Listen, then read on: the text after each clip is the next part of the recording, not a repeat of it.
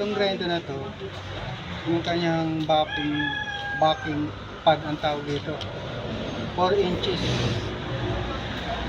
Ito nabibili na order ito sa Lazada. Itong backing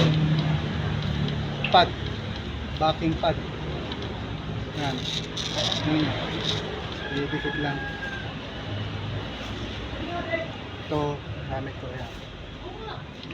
Ang ganyan.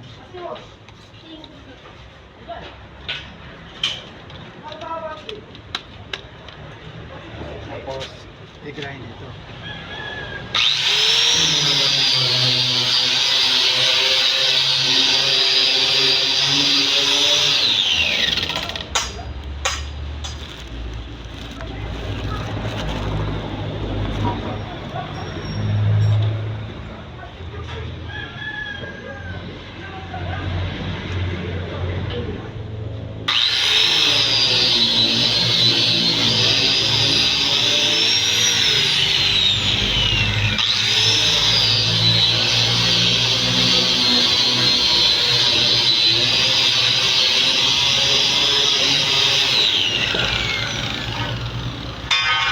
Yan.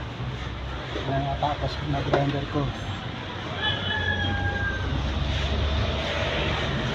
Bago ito primeran.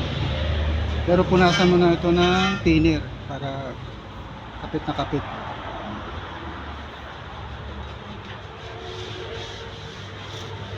Ang number ng liha na ginagamit ko ito, number 60.